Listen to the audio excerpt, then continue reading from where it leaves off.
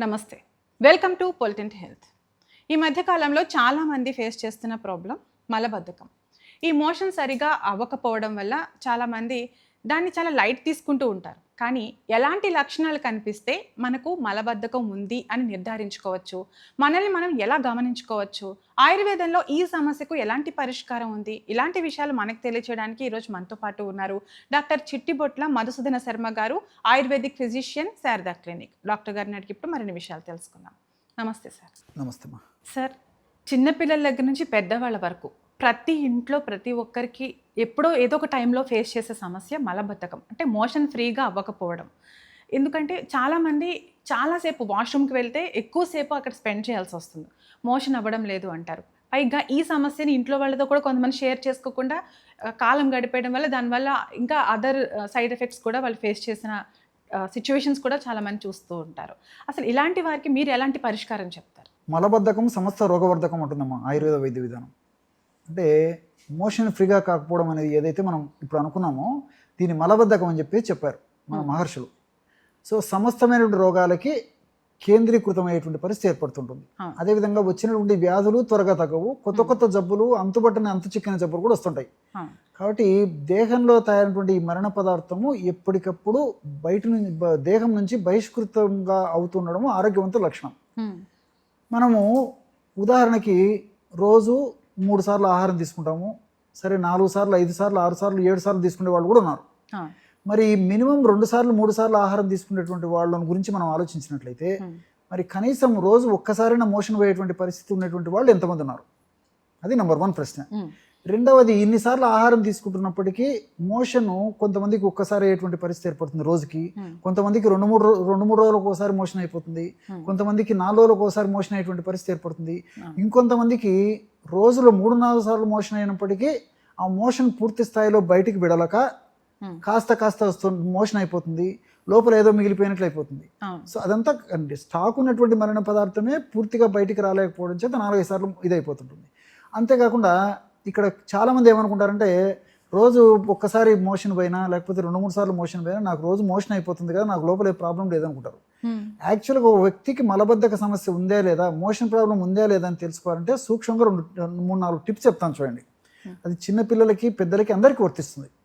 So మనకై మనం observe చేసుకోవచ్చు, నాకు ఈ సమస్య ఉందా లేదా, సో నాకు మోషన్ ప్రాబ్లం ఉందా లేదా అని తెలుసుకోవాలంటే మనకై మనం గమనించదగ్గ విషయాలు ఏంటంటే మోషన్కి వెళ్ళిన తర్వాత కాన్సిస్టెన్సీ అంతా ఒకే రకంగా రావాలి. చాలామందిలో ఏమొస్తుందంటే మొట్టమొదట మోషన్కి వెళ్ళినప్పుడు మొదటి భాగం హార్డ్గా వచ్చేసి తర్వాత లూజ్గా వచ్చేస్తుంది. అది మలబద్ధకం అని చెప్పేసి గుర్తుపెట్టుకోవాలి. ఓకే. సో అంతా ఒకే టైపులో రావాలి. So it's a natural phenomena. శరీర ధర్మంలో భాగంగా, దేహ ధర్మాల్లో భాగంగా మనకు ఆ సెన్సేషన్ వచ్చినప్పుడు కూర్చున్నప్పుడు ఆటోమేటిక్గా మోషన్ రావాలి. అలా కాకుండా కొంచెం ప్రెషర్ పెట్టేసేసి ఫస్ట్ కొద్దిగా గట్టిగా వచ్చేసి తర్వాత లూజ్గా వస్తుంటుంది. వాళ్ళు చాలా మంది ఏమనుకుంటారు, నాకు మోషన్ అయిపోయింది కదా నాకేం లేదనుకుంటారు, కానీ వాళ్ళది కూడా మలబద్ధక సమస్య. రెండవది ఏంటంటే ఆ యొక్క మల విసర్జన వెళ్ళినప్పుడు మొట్టమొదట మోషన్ రావాలి, రెండవసారి యూరిన్ రావాలి. చాలా మందికి ఏం చేస్తారంటే మీరు బాగా గమనించండి, చాలా మందిలో ఆ మొట్టమొదటి యూరిన్ పాస్ చేస్తారు, తర్వాత మోషన్ వస్తుంది, వాళ్ళకు కూడా మలబద్ధక సమస్య ఉన్నట్టే. ఇంకొక మూడవ ఇంపార్టెంట్ ఇదేంటంటే కూర్చున్నటువంటి వెంటనే maximum ½ minute, that is the maximum. So ఇమ్మీడియట్గా పదార్థం అంతా వెంటనే బయటికి వెళ్ళిపోవాలి. మనకు ఆ సెన్సేషన్ రావడము, టాయిలెట్కి వెళ్ళడము, కూర్చున్నటువంటి వెంటనే మొత్తం వితిన్ ½ మినిట్లో అంతా వచ్చేసేయాలి. లోపల మిగిలిపోయినట్టు కూడా ఫీలింగ్ ఉండకూడదు. వాసన కానీ, అదేవిధంగా తర్వాత దాంట్లో చీము కానీ, బంక కానీ ఇలాంటివన్నీ ఉండకూడదు. సో ఇటువంటిగా పరిస్థితి ఉన్నప్పుడే వాళ్ళకు మలబద్ధక సమస్య లేదు అని చెప్పుకోవచ్చు తప్ప ఇలాంటి సమస్యలు ఏదో ఒకటి ఉన్నప్పుడే ఖచ్చితంగా మలబద్ధక సమస్య ఉంది, మోషన్ ప్రాబ్లం ఉంది అని చెప్పేసి మనం బ్లైండ్గా అర్థం చేసుకోవచ్చు అనమాట. అందుకే మీరు 100 మందిని గమనించినట్లయితే ఇప్పుడు నేను చెప్పినటువంటి లక్షణాలు 100లో దాదాపు 90% మంది కూడా ఉంటాయి. మీరు ఎవరైనా అడిగి విచారించండి కావాలంటే, చాలా మందికి తెలియదు. సో ఈ సమస్య ఇంత ఒటింత అయిన చందాన కొన్ని సంవత్సరాలు గడిచేసరికి ఏం జరుగుతుందంటే అంతుబట్టని అంతు చిక్కని జబ్బులు మొదలైపోతాయి. అది లోపలే ఉండిపోవడం వల్ల ఆ చెడు పదార్థం అంతా విషతుల్యంగా మారిపోయేసేసి రకరకాల జబ్బుల కారణభూతం అయిపోతుంది. ఉన్నటువంటి జబ్బులు కూడా త్వరగా తగ్గకుండా ఉండడానికి అవకాశం ఏర్పడుతుంది. ఇది జనరల్గా. ఓకే. సార్ చాలా మంది వెస్ట్రన్ టాయిలెట్లో వెళ్తే మోషన్ అవ్వదు, ఇండియన్ టాయిలెటే అవుతుంది అంటారు. ఇది కూడా ఒక కారణం అంటారా? ఎగ్జాక్ట్, చాలా మంచి ప్రశ్న అడిగారండి. యాక్చువల్గా ఏంటంటే సరే వివిధ కారణాల రీత్యా వెస్ట్రన్ టాయిలెట్స్కి పోయేటువంటి వాళ్ళ సంఖ్య పెరిగిపోయింది. కాబట్టి తప్పని పరిస్థితుల్లో మోకాళ్ళ నొప్పులు ఉండేసి కానీ, మరి టూ మచ్ వెయిట్ ఉండడం కానీ, కూర్చోలేకపోయినటువంటి పరిస్థితి ఉండడం కానీ, ఇతర అనారోగ్య సమస్యలు ఏమైనా ఉన్నా, ఏదన్నా ఈ కొన్ని భాగాలకు చేసినటువంటి ఆపరేషన్స్ చేసినటువంటి వాళ్ళలో కానీ తప్పని పరిస్థితుల్లో వెస్ట్రన్ టాయిలెట్ ఉపయోగించుకోవడం మంచిది.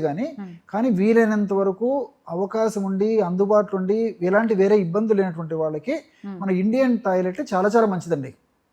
ఇది కూడా చాలా మందికి తెలియదు. ఎందుకంటే ఇప్పుడు ఇండియన్ టాయిలెట్ మనం యూజ్ చేసినప్పుడు ఏం జరుగుతుందంటే ఈ యొక్క తొడభాగము, ఆ తొడభాగం ఉన్నటువంటి కండరాలు, తొడభాగము ఈ కడుపు మీద ప్రెషర్ పడుతుంది కూర్చున్నప్పుడు. ప్రెషర్ పడినప్పుడు లోపల పేగులకు చలనం మొదలైపోయేసి లోపల ఉన్నటువంటి మరణ పదార్థం అంతా త్వరగా బయటకు వచ్చేదానికి అవకాశం ఏర్పడుతుంది. కానీ ఈ వెస్ట్రన్ టాయిలెట్ కూర్చున్నప్పుడు ఆ ప్రెషర్ పడదు కాబట్టి దాని యొక్క ప్రభావం చేత మనం మోషన్ కూర్చున్నప్పటికీ మరి కొద్ది శాతం మల పదార్థం లోపలే ఉండేటువంటి పరిస్థితి ఏర్పడుతుంది. కాబట్టి తాత్కాలికంగా వాళ్ళకి ఎలాంటి ఇబ్బంది లేకపోవచ్చు, కానీ మరి భవిష్యత్తులో ఇతర అనేక రకాల ఉపద్రవాలు కూడా కలిగేటువంటి పరిస్థితి ఏర్పడుతుంది. కాబట్టి వీలైనంత వరకు నేను చెప్పినట్టు పద్ధతిలో అవకాశం ఉండి ఎలాంటి ఇబ్బంది లేకపోతే ఇండియన్ టాయిలెట్ వాడుకోవడం చాలా చాలా మంచిదండి. ఓకే, కొంతమంది వెస్ట్రన్ టాయిలెట్కి వెళ్ళి గంటలు గంటలు ఎలాగో కూర్చుంటున్నాం కదండి, మొబైల్ పట్టుకొని వెళ్ళి ముందు మొబైల్లో కాన్సన్ట్రేషన్ అంతా మొబైల్ మీద పెడతారు, మోషన్ మీద పెట్టారు సార్. ఇది కూడా ఒక కారణం అంటారు? చాలా మంచి ప్రశ్న అడిగారండి. నిజంగా మోషన్కి వెళ్ళినప్పుడు పేపర్ చదవడం కానీ, ఫోన్లో మాట్లాడడం కానీ, మొబైల్ చూడడం కానీ చేయకూడదండి. సో దీనివల్ల ఏంటంటే మనసు వేరే వ్యాపకాల మీద దృష్టి పెట్టినప్పుడు ఈ మల విసర్జన సక్రమంగా జరగదు.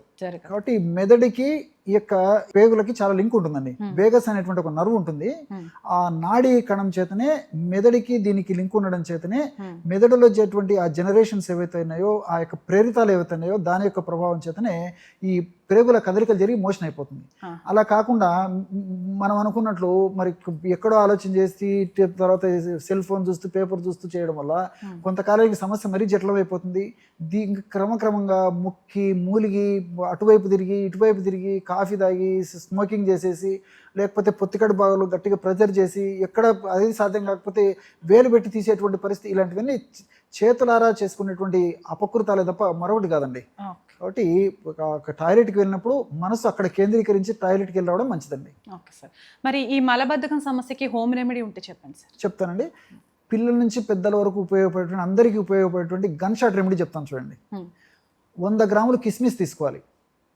100 గ్రాములు కిస్మిస్ మనకు మార్కెట్లో దొరుకుతుంది. ఎండు ద్రాక్షని ఎండబెడితే ఏ పదార్థం అయితే ఉంటుందో దాన్ని కిస్మిస్ అంటారు. లేదా మునక్క అని చెప్పేసి కూడా కొన్ని ప్రాంతాల్లో అది కూడా వాడుకోవచ్చు. మునక్క కానీ కిస్మిస్ కానీ ఏదైనా పర్లేదు. సో దీన్ని ఒక 100 గ్రాములు తీసుకోవాలండి. ఇందులో 25 గ్రాములు ఈ రోజా పూల పొడి లేదా గులాబీ పూల పొడి మనకు మార్కెట్లో దొరుకుతుంది. సో గులాబీ పూల పొడి ఒక 25 గ్రాములు తీసుకోవాలి, లేకపోతే మనమైనా తయారు చేసుకోవచ్చు. గులాబీ పూలను నీడలో ఎండబెట్టేసేసి ఆ రేఖలని ఎండిపోయిన తర్వాత మిక్సీలో వేసేస్తే పౌడర్ అయిపోతుంది. సో ఫ్రెష్గా తయారు చేసినటువంటి పౌడర్స్ కూడా మనకు మార్కెట్లో దొరుకుతాయి కాబట్టి అదైనా తెచ్చుకోవచ్చు. సో 25 గ్రామ్స్ గులాబీ పూల పొడి, 25 గ్రామ్స్ బాదం పప్పుల పొడి. బాదం పప్పును కాస్త వేయించేసేసి పౌడర్ తయారు చేసి ఇందులో కలుపుకోవాలి.